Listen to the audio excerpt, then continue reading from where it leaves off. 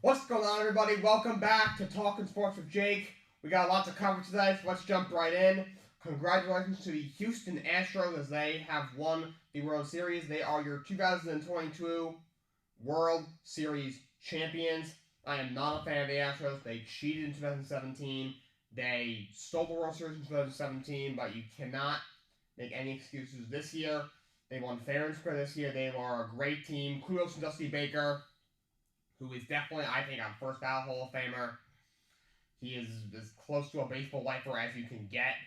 He's been, he played for a long time. He's been a manager for close to 30 years. He's been with, I think, like 5 or 6, maybe even 7 different teams. He's gone to the playoffs everywhere he's been. He's gotten close to it a couple of times. I think he lost a couple of times, including with Houston last year. But now finally gets his ring. 73 years old. He is the oldest head coach in any of the 4 American major sports to get their first ring. 73 years old. Wow. Incredible. And kudos to Trey Mancini. In 2020, missed the entire 2020 season when he was with the Baltimore Orioles because he underwent chemotherapy for colon cancer. Returned in 2021. Ended up having a very good season. And then he was having another decent year this year at the Orioles. And the trade deadline, Orioles traded him to the Houston Astros since he was a free agent to be, and the Orioles were not expected to re-sign him. And he played really well down the stretch for Houston. He had 8 home runs in the last 2 months of the season. And then struggled a bit in the postseason, but he was like over 25 or something to start, but he did get a hit finally in game number 6 when the Houston clinched in Houston, and now he's a World Series champion. Crazy, what a crazy story. Good on him. Congrats to the Houston Astros. What a great year, and they win. They have now won at the World Series. Also, I hate to say this, but congratulations to the Philadelphia Phillies. They had a great year. Kudos to Rob Thompson. He completely turned them around. They were floundering in early June. They fired Joe Girardi. People, including myself, said, "What are you doing? It's not his fault." Although you got a good lineup, your rotation after Nolan Wheeler is very shaky. Your bullpen's horrible. You're the worst defensive team in the league. That's not Girardi's fault. He's one of the more accomplished managers in the league. We won a World Series with the Yankees in 2009. What are you doing? Firing and promoting your bench coach. And he completely turned them around. I think they're like 22 games over 500 with him as the manager. They end up making the playoffs, and they go all the way to the World Series despite having 87 wins and being the 6th seed out of 6 seeds in the National League. What a run by the Phillies. We'll see what happens next year. Offseason has officially started for MLB. Free agency hasn't officially started, but now the rumors are going to start to swirl. We do have our first free agent deal, which of course is not officially official because players cannot sign contracts yet, but the Mets have agreed in principle, pending a physical, with the best reliever in the league from last year. Edwin Diaz is finalizing a 5-year, $102 million contract to return to the New York Mets. That is the highest. He will be the highest paid relief pitcher in MLB history. Diaz had one of the greatest years a reliever has ever had a 1.31 ERA. 1.31. He had 17.1 strikeouts per nine, nearly broke the record. Had 118 strikeouts, faced in 235 batters. That's incredible. He was untouchable this year. This guy, the Mets made the big trade in 2019. You trade what you give away a bunch of veterans. You give up your top prospect, Jarred Kelenic. You just drafted in the first round, Jarred Kelenic. And then Diaz goes there. First year in 2019 was egregious, was horrible, was as bad as you could possibly get. Over like 5.5. He blew like 7 saves. He gave like 25 home runs. Lost the closer job during the summer. Was horrendous. 2020, 2021 was a little better, but still not the guy that they trade for. And then this year going into a contract year, we were like, we know what we're getting. Would he be able to return to Seattle form, which it seemed unlikely? Could he be what he was the year before? He was just decent, but not what they thought he was going to be. Would he go back to what he was in 2019 when he was horrible and he, arguably shouldn't even be on the roster? And he finally found his Seattle self once again. He was fantastic, an amazing year. Got a great entrance as well. It's very fun to watch. And he, as a Met fan, I am very happy that he is back, and I'm happy that they paid him. And obviously, for AD, rumors are going to start swirling. Like I said, Aaron Judge had probably the best contract year ever of any player ever, maybe in any sport. He broke the American League record for most home runs in the season, 62 home runs this year. Should easily win the American League MVP. What a year he has had. Interesting what kind of contract will he get? Will he resign for the Yankees? Will he leave? Let's see what happens. Speaking of the Yankees, their general manager, Brian Cashman's been there a long time. He does not have a contract. House Summer says he wants him back, and looks like he will be back, but he does not have a contract right now. So he's the GM, obviously, but technically he's not right now, because he does not have a contract. So we'll just keep an eye on that. Shifting gears to hockey. Scores from last night. Maple Leafs over the Hurricanes, 3-1. Red Wings over the Rangers, 3-2 in overtime. Red Wings overcome a 2-0 deficit. And Panthers over the Ducks, 5-3. It was a short slate for the NHL last night. Shifting gears to basketball. Scores from last night. Cavs over the Lakers, 114-100. Donovan Mitchell, 33 points. These Cavs look fantastic. 8-1. They're the best three-point shooting team in the league. Donovan Mitchell has been everything they asked for and then some. Cavs are looking really good right now. Lakers up to 2-7. Raptors over the Bulls, 113-104. Fred VanVleet, 30 points, 11 assists. These Raptors, they're a real good basketball team. They can score. They're good defensively. They're a very well-rounded team. They're an underrated team. Grizzlies over the Wizards, 103-97. Desmond Bane, 28 points in that one. And then you had the Jazz over the Clippers, 110-102. Jordan Clarkson, 23 points. The Jazz, who broke up Gobert and Mitchell, are 8-3 and are a top 4 team in the West. They're off to a great start. Lauri Markkanen's off to a great start for them. It's been a big reason why they are where they are. Now, before we shift gears to football, I want to talk about Kyrie Irving. Of course, Kyrie Irving was suspended for at least 5 games without pay for his controversial, I don't know if I want to say comments, or he promoted a film on Twitter that was called, I'm not going to actually say the name because even the title itself is very controversial, and it's a bit horrifying. It's anti-Semitic, and the documentary. First of all, it's come out that the facts from the documentary are false. It's anti-Semitic, and the documentary, whoever made it, was not a very intelligent person. Probably had a very low IQ because the documentary is false. It promotes anti-Semitism, and Kyrie shared it on Twitter. He got a lot of backlash for it. He did not apologize for it at all. You know, the next one not happy with him. You know, its owner Josiah released a statement saying they are not happy with him. But did not discipline him at the time. NBA Commissioner Adam Silver released a statement saying that he condemned it, but did not do anything, and still hasn't done anything on more on that front very shortly. But then a few days ago, the Brooklyn Nets announced that Kyrie Irving will be suspended for at least 5 games without pay, and he needs to do 6 things if he wants to return to the team. He needs to apologize and condemn the documentary, which at this point, that apology doesn't hold any weight. The apology he put out on social media was very weak. Just the timing of it, if you really look at it, saying, he was like, they were saying him being anti-Semitic was false. I have my own opinions on that. Maybe we'll get to that later. We'll see. And he's got to do sensitivity training. Got to do anti-Semitism training. He's got to meet with the ADL and the Jewish leaders. And he's got to meet with the Nets owner Josiah, and he's got to show some very significant understanding of the situation. Like this guy Kyrie Irving, he is such a freaking idiot. He is so stupid. He's a complete imbecile, and now he's harmful. He was never harmful with stuff he did. Yes, he's a guy who thinks the Earth is flat. I don't even want to talk about that. Dude thinks the Earth is flat. He's just not an intelligent human being. Now, he's always injured. He's a complete drama queen.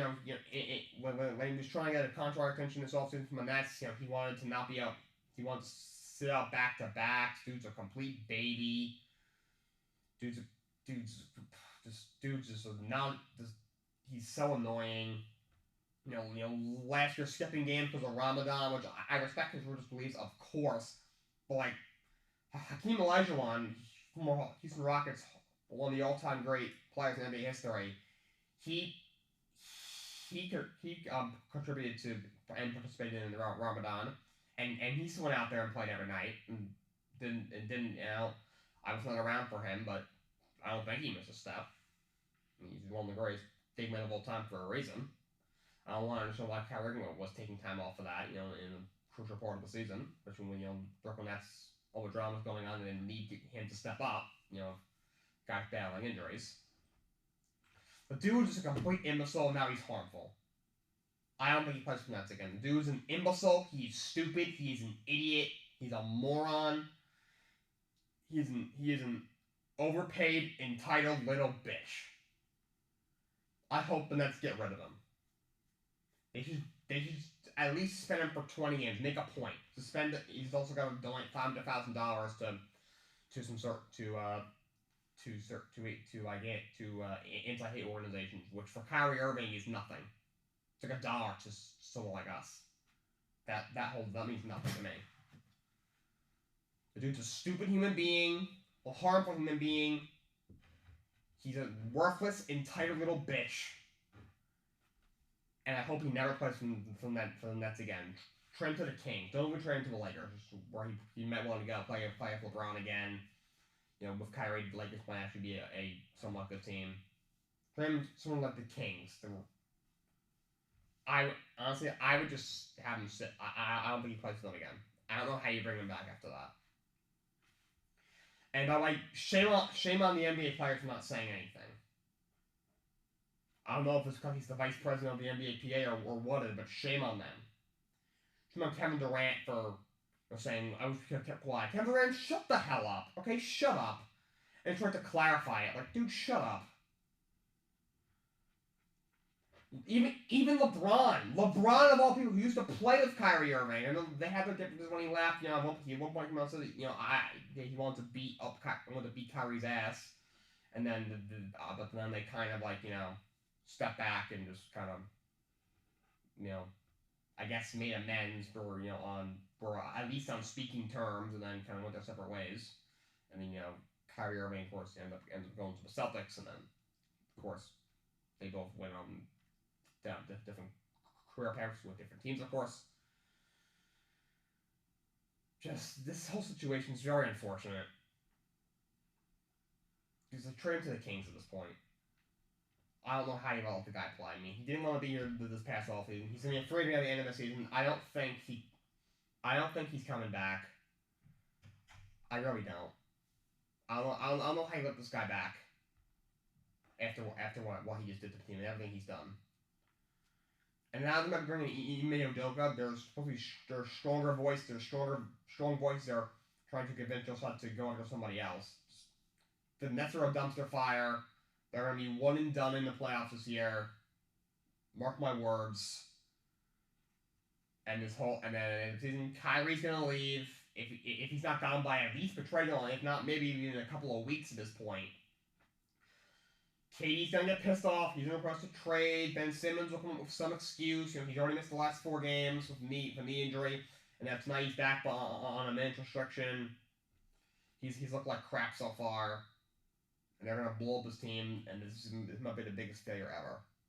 What a dumpster fire the Brooklyn Nets are, especially Kyrie Irving. Moving on to football.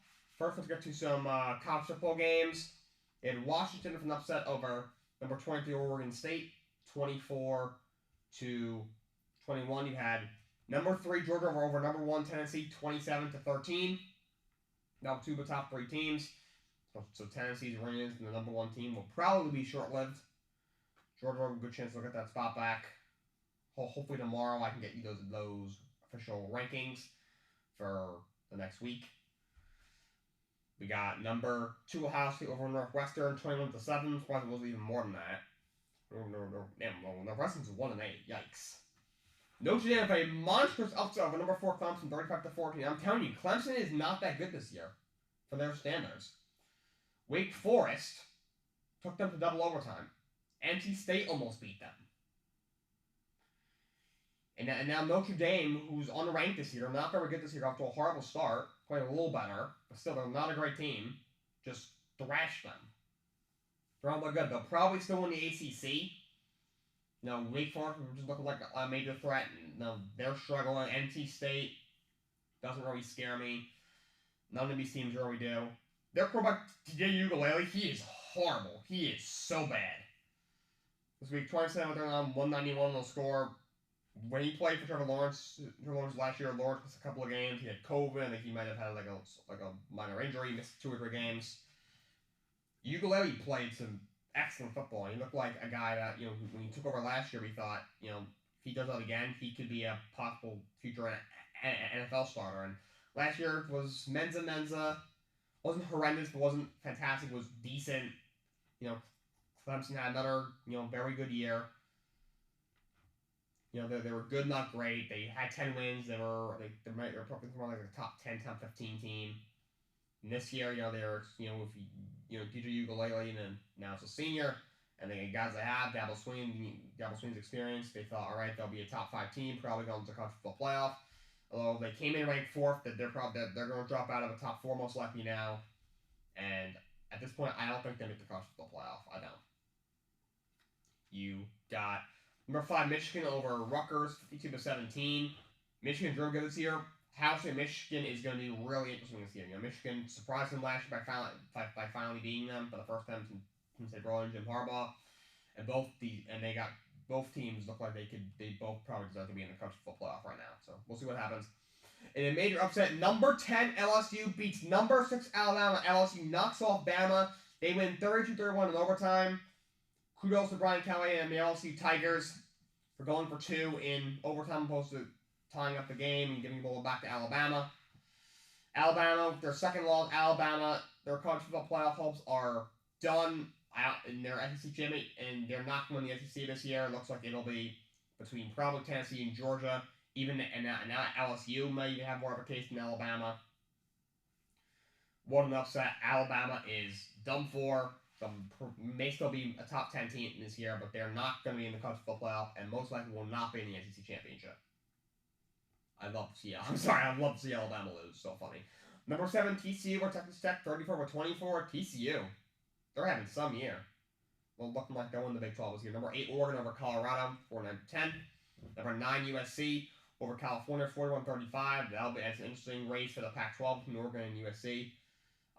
Number 12, UCLA beat Arizona State in a shootout, 50-36. UCLA is also there in the Pac-12.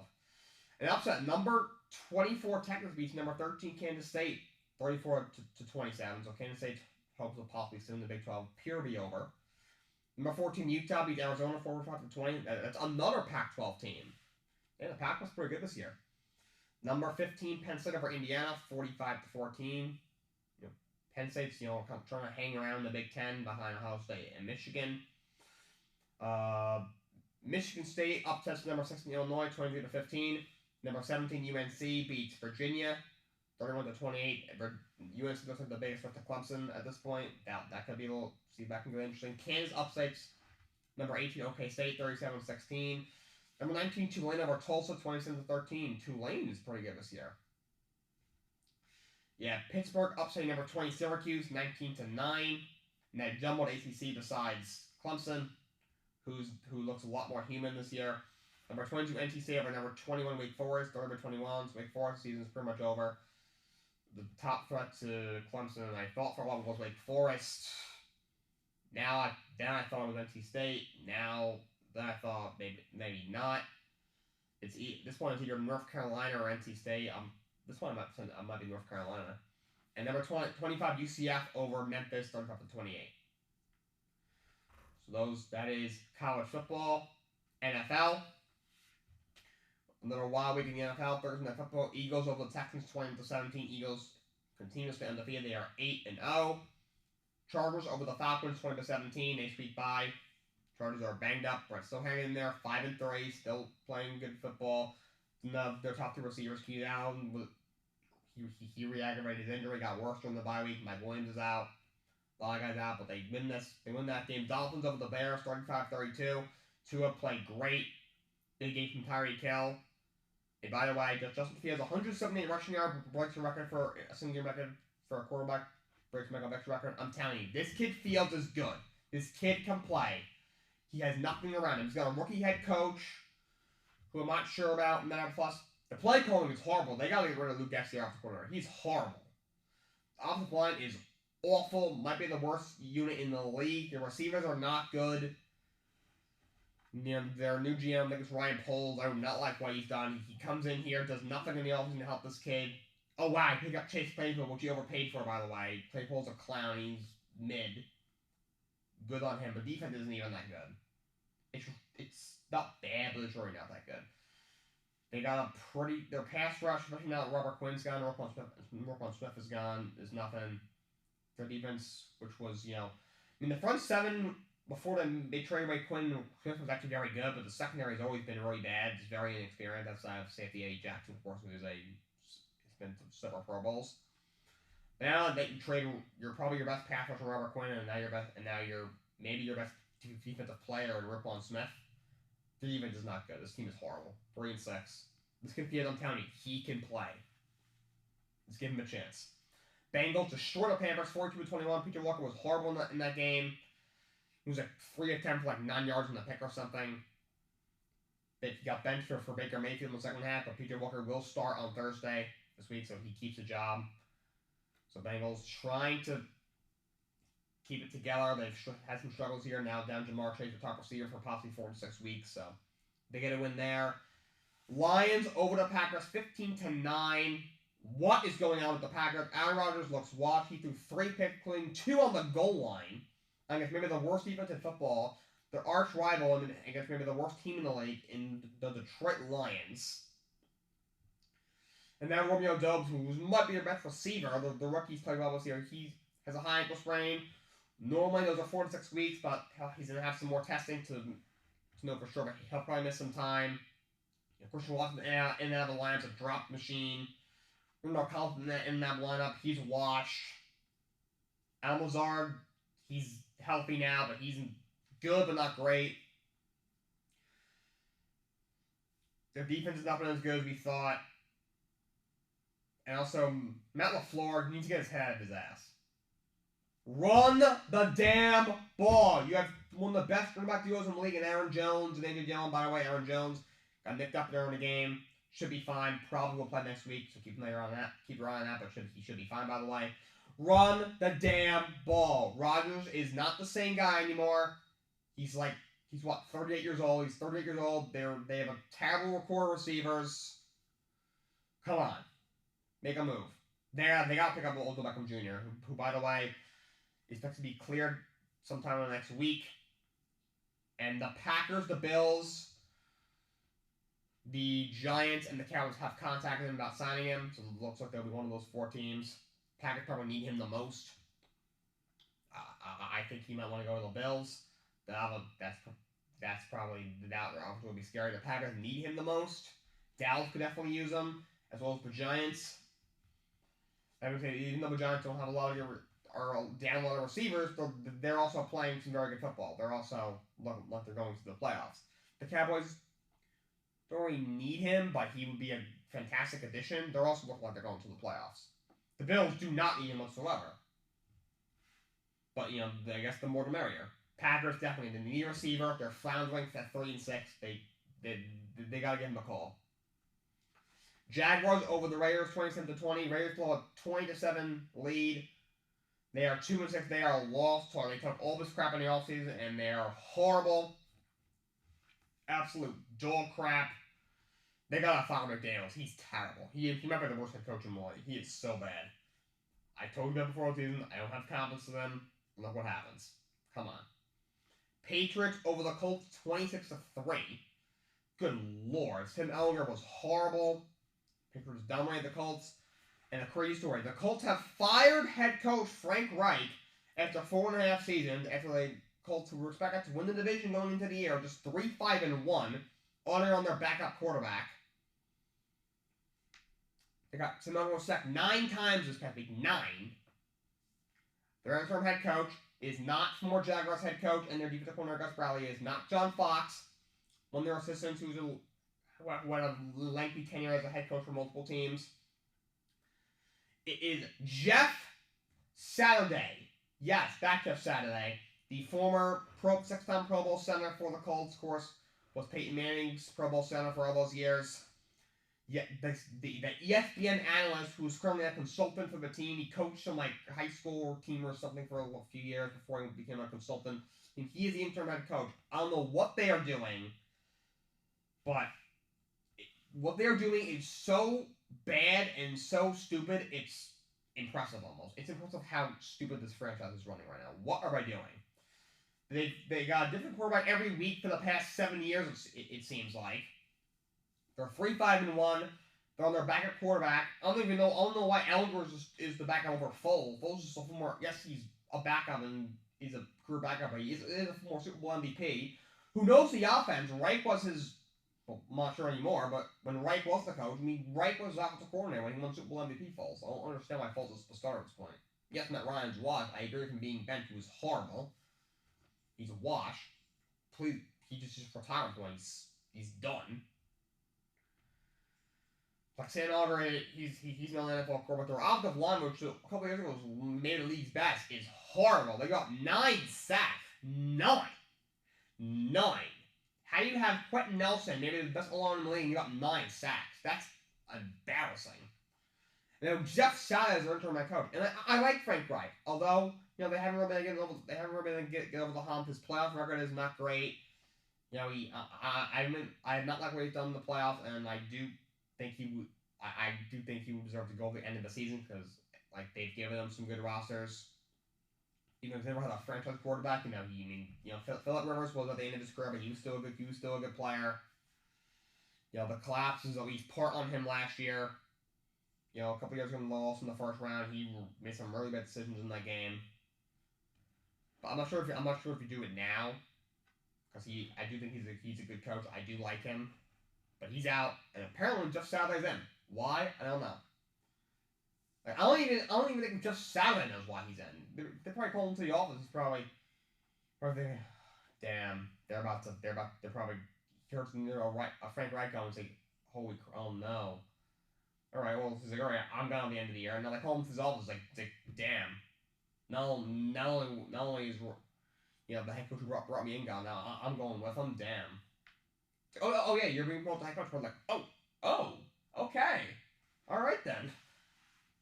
Wow, that's, like I said, it's so stupid, it's impressive.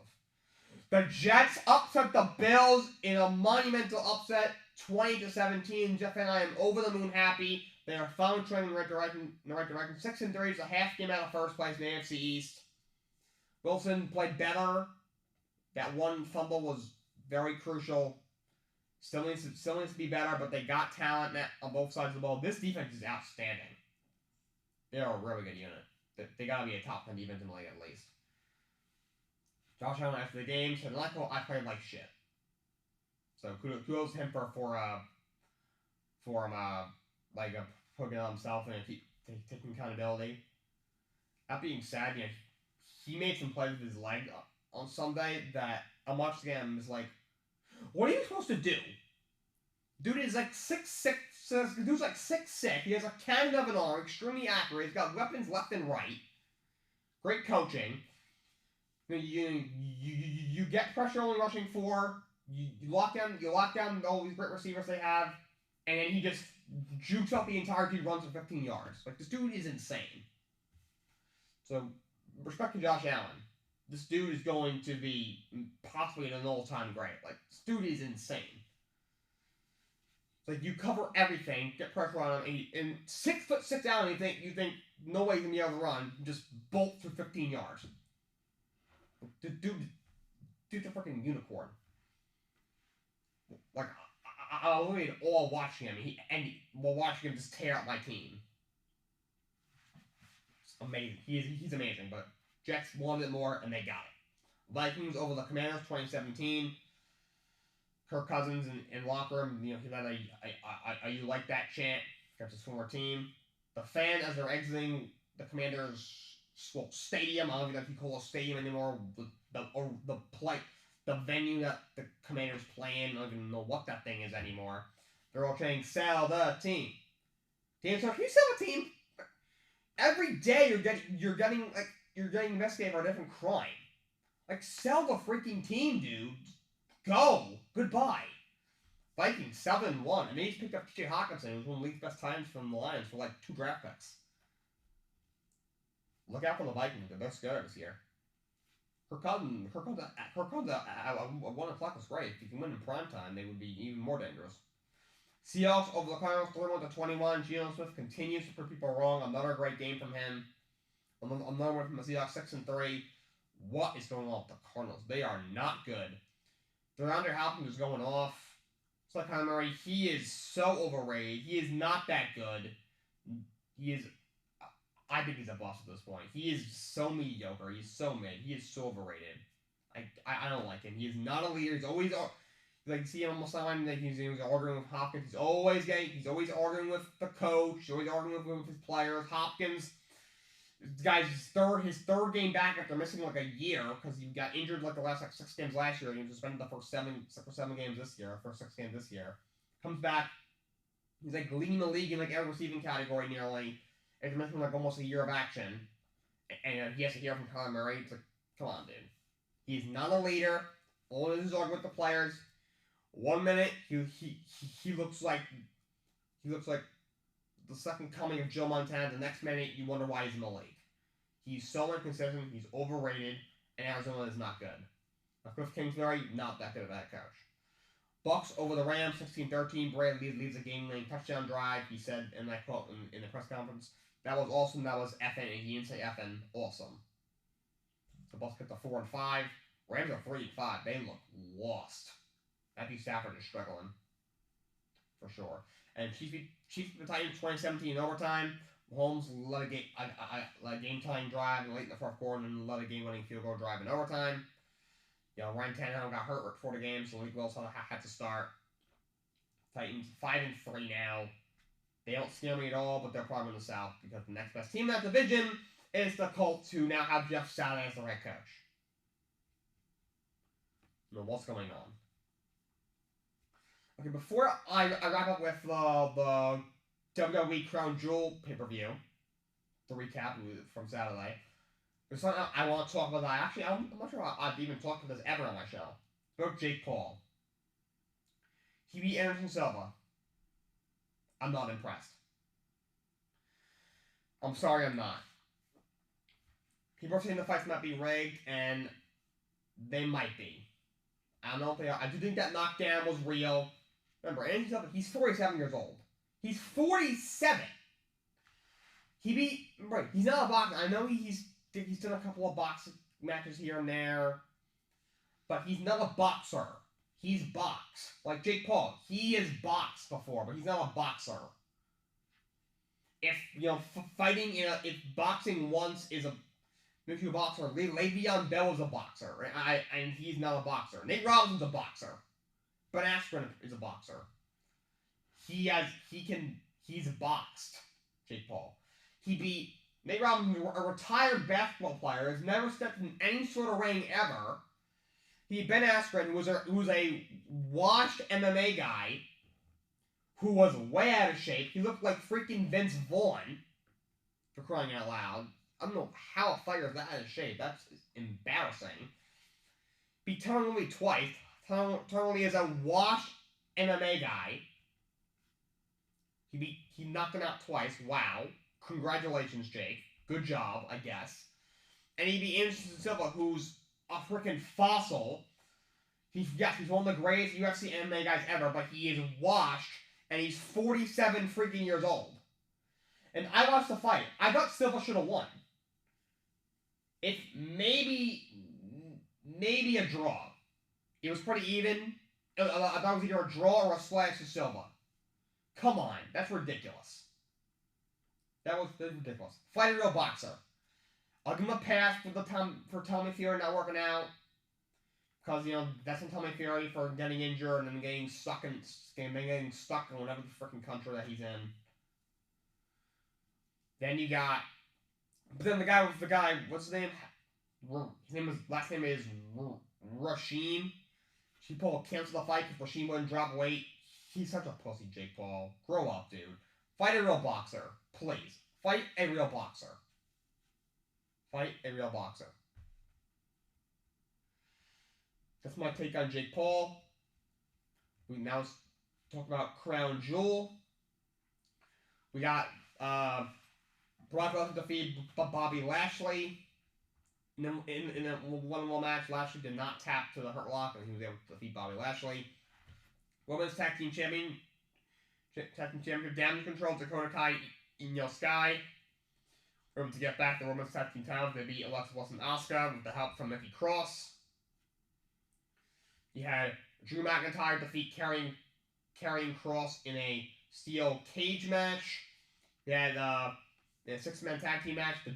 The Judgment Day defeats the OC. Of course, Finn Balor, Damian Priest, and Dominic Mysterio, they defeat AJ Styles, Carl Anderson, and Luke Gallows. We have Braun Strowman defeat Omos. Can Omos go away? He's not that good. He's like King Cullen version of Braun Strowman. He's just big. He's not that good. He's just not. Go away, Omos. Go away. Goodbye. Leave. He's not that good. He's without the toxicity and the insaneness. Ryback 2.0. Goodbye. Leave. Triple H is getting a lot less screen time back, thankfully. Just go away. Get off TV. You're not good. You're 7'4", and you can kick a guy who's 5'6" and they go down. Congratulations.